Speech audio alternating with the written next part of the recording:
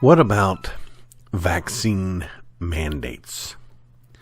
Now, I'm going to ask you to listen rather carefully, and I'm going to tell you that always I try to speak rather carefully.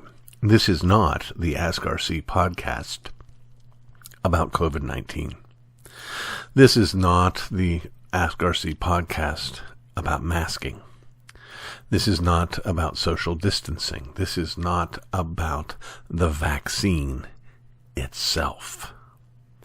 I'm not here to argue whether or not the vaccine works, whether or not it's safe. I'm not taking a side on any of those issues right now.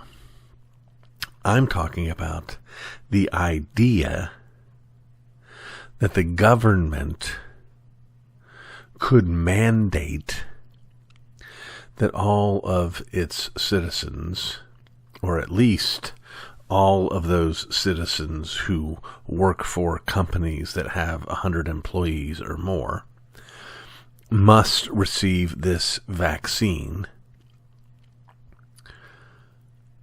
I got to tell you, at the end of the day, and I don't think ultimately this is a function of differing views of the danger of COVID-19. I think it's a function of differing views of the danger of government.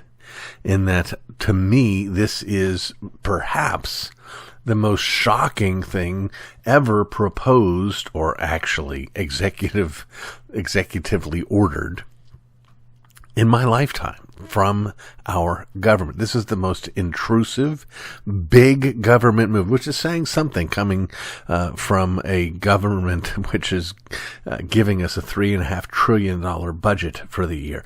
I'm telling you, this is shocking that any president, it would be shocking enough if the president asked Congress to send him a bill to sign that would make this a mandate the way he wants to do it. But to do it by executive order is even worse. Friends, no government has the authority to require anyone to take a shot in order to go to work. Let me say it again.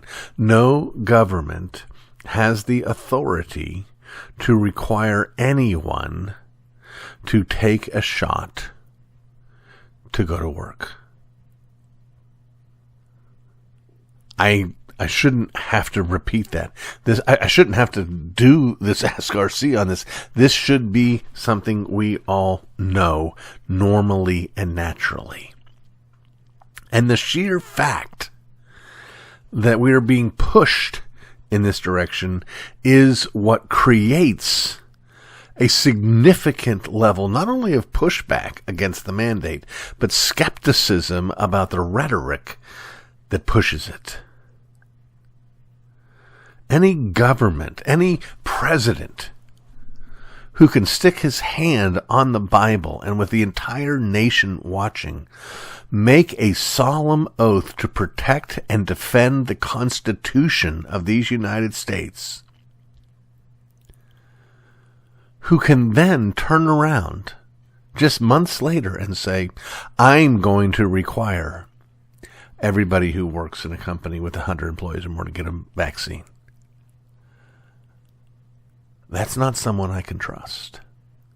By the way, I'm not saying it only happens on that side of the aisle by any stretch of the imagination. I am saying it's shocking. I am saying it's wicked.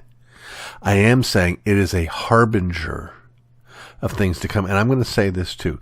At the end of the day, what really scares me is not that President Biden would suggest this or insist do this.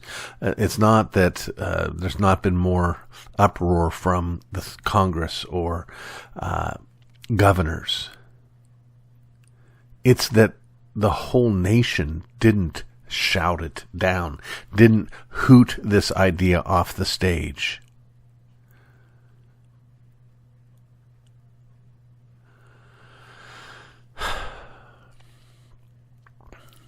We're not a free country. We're not a free people.